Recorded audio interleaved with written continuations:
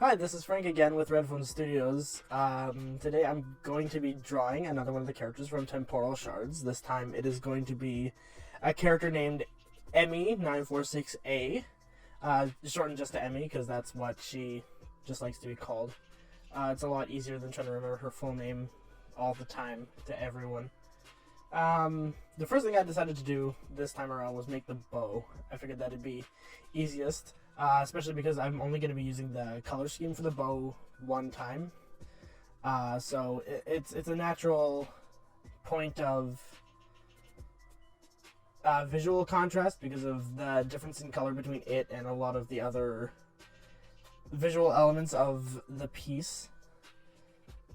Second thing I'm going to be doing is just adding in a sort of golden light. That's what she's intended to be doing in the image, is to be shooting a magical arrow out of her bow. I've been doing a bit of thinking the last little while about what I want Temporal Shards to be. Obviously, as I've mentioned before, the initial plan is for it to be a card game, but I'm not sure whether I want it to be a board game or a collectible card game or how I'm going to be doing all that. So yeah, one of the things that's going to be a little bit difficult about this piece is there were a lot of instances, and I'm going to be getting better at this in the future, where I would draw, and I would stop the recording, go out, do something, grab some food or grab something to drink because it is kind of warm in this bedroom, and when I would come back, I would just continue drawing, forgetting the fact that the recorder was off. So yeah, I'm going to get better at doing that. There are going to be some pieces missing, but they're not any terribly huge pieces. I usually remember it after a little while. So what you saw me do a minute ago was to create one of the brushes that I'm going to be using, and we'll probably end up using for quite a while, because it's a fairly versatile brush, I think. It was just based off a dirt pattern.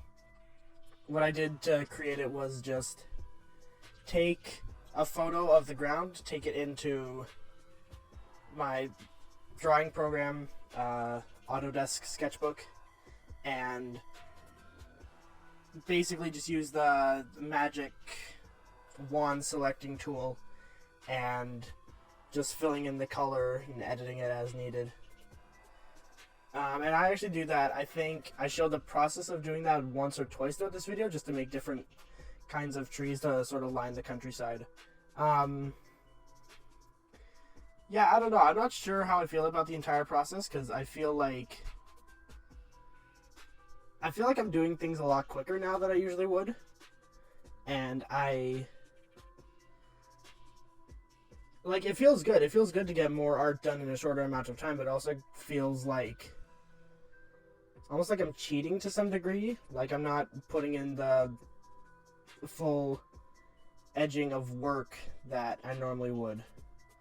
But then again, a lot of the other work that I've done in the past, especially ones involving tree lines and whatnot, have been really, really unpolished. And so yeah, I'm not sure. I might continue to take shortcuts, I might not. It all depends on whether or not I continue to like the results of everything, really. So back to what I'm actually drawing. She is a female, and I think this is actually one of the better female forms I've ever done. I'm not 100% sure. I haven't really studied anatomy or taken any classes or anything, but I'm just kind of going off of what I see in the world around me, and yeah, I just kind of try and create from there. Now, the hands were a really interesting part of this piece, because I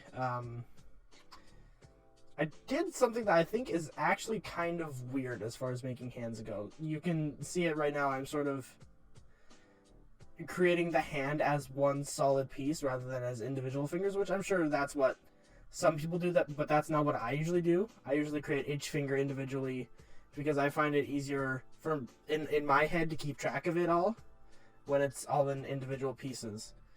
But this time I decided to go ahead and just make it all out of one piece, and I think overall there's some things that I would like to change, but for the most part it does look fairly good in my opinion.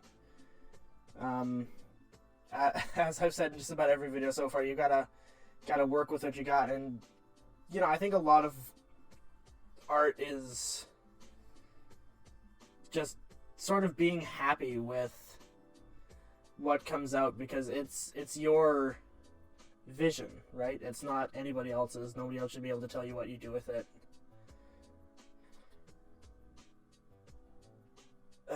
Yeah, I don't know.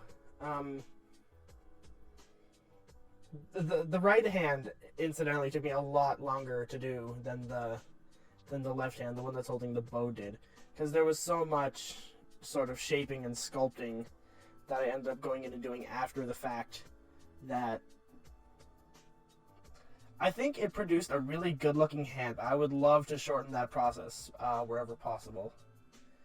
But yeah, so just edging in all those little details, trying not to run over any of the other pieces, like the fingers there. I was trying to make sure that them and the hands were sort of textured individually, so they looked like separate pieces rather than any of the shadows blending together, which I'm sure that they would have had I not been more careful. The fingers are also something that I feel like I could have done a bit better on looking back, because the lines are sort of really thick and not as clear as they are on normal hands that would reasonably be in that kind of position. But overall, I think the hand, as far as the position goes, looks good. And if you don't celebrate the small victories, then it kind of makes it hard to sort of feel anything else out. The cape was one of the simplest and most fun projects. I don't know. I love capes. I love the way that they flow in the wind. I love the way that they can look. Everything about wearing a cape, even one with a hood, is really fascinating to me. If anyone's seen the anime Full Metal Alchemist, I've really wanted Edward's coat for a long time, ever since I saw the show, because it's such a cool cape design. But I don't know, some things always kind of stopped me from getting it. The eye is something that I actually had a lot of fun doing. This is sort of like where the piece really started to come together for me. I did a lot of sort of minimalist work trying to get this eye to look even mostly natural, and I think overall the size, position, shape of the face came out much better than I could have planned it in my head. It took a lot of work, obviously, but in this instance, I am so happy with the result. But yeah, the specific sort of technique I used was to try and imagine what a face normally looked like in my mind and what it would look like from that angle, and then just try to draw that. The eyebrows, incidentally, came out a lot better than I thought they were going to. I thought they were going to look like just total garbage, because I'm not great at drawing more realistic eyebrows. You'll notice through the entire piece that I've been slowly adding on to the sort of colors, the color palette, and right there I think is just when it gets finished. So really not towards the end of not until the end did it actually fully get done. But that worked out in this case, because I only used the colors as I needed them and as I was making changes. And this was a fun little detail to add what I'm doing right now, because I sort of imagined that in this particular scene what she would have done is, before she actually fired, she would have pulled the arrow. I forgot to draw her with a quiver. I don't know where she would get her arrow from, but she would have pulled the arrow out, done a little scribble on the ground that's all about like the angle, wind pressure, wind resistance, direction, all that sort of stuff. Because part of what I find the most interesting about Emmy is she is sort of almost like a battle robot, but not a real robot. She's made out of physical flesh and stuff, but she is actually like, she was designed to be really headstrong and calculating and all that sort of stuff. That's the plan anyways. I'm not 100% sure how that's gonna measure out in the card game and stories that I'm gonna hopefully end up writing.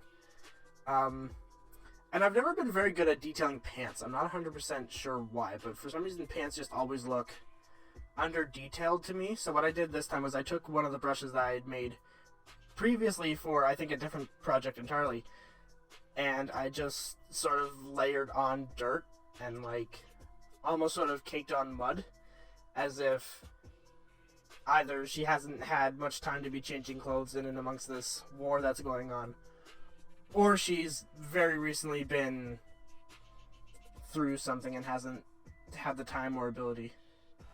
One of the things that I find kind of frustrating about some of the settings of this program is when you use it to fill color, it doesn't fill right to the edge, which kind of makes sense since it's working with the pixels rather than like a vector program would. And so you end up with little jagged blue lines, or jagged lines wherever the color doesn't fully match up, because it goes off of like its tolerance, which just kind of makes things a little bit more difficult. But yeah, this project was actually really fun. This part of the project anyways, making the trees, I really got to experiment and just kind of have fun. It was a really quick process to make all of the trees. I just kind of did whatever until the trees looked good. And I think they actually came out pretty good. They all sort of, to me at least, they all look natural. Not like they could actually form in the real world, but like, they look random, relatively speaking. I ended up making 4 of them because I was thinking about making 5 or 6 or 7, and then I was like, no, I don't think I need that much variation. Not yet, anyways. Maybe I'll make more as I go along. Not sure. But I'm going to use these to fill out the background as I go, because I wanted to have this real strong sense of depth going on in and amongst the picture. And so I achieved that by obviously doing the bottom layer of trees and then making a mountain in the background with just trees and trees. And then I ended up adding some more of the little trees on top just to create some just a teensy bit of contrast, so it looks like it's more than just a flat area of nothing but trees. And like it was just pasted in there rather than sort of carefully drawn in. And yeah, then now we're sort of getting more into the mountains in the background. Excuse me, I'll edit that out. I just coughed. But yeah, the mountains in the far back, I had some difficulties as it got more into the background because not only was it the program just giving me some troubles, but there was also sort of this, like, how do I make it look snow-capped and also keep the snowy fog look effect, and yeah, it was just kind of complicated. I wanted to feel like it blended into the sky a little bit, because I feel like that's kind of what mountains do as they get further back from visions, they sort of just fade into the sky, which is a fantastic look, especially on more foggy / cloudy days. So this is the finished product. I ended up going in and changing a couple things about it in post, just because I got some outsider feedback, namely my sister, who really wanted to be mentioned in the last video but wasn't. So thank you for your help in trying to make this piece as good as it could be. I don't think I ended up really working with her nose too much, because that would have been a little bit more hassle than I'm willing to work with. The nose looks fine to me, so yeah. That being said, I think I'm going to tune out now. I hope you enjoyed the video. I'm thinking in the next video, I'm gonna design an end card, because that's what a lot of YouTubers seem to do. But for now, I'm just gonna leave it as it is. See you later. Bye.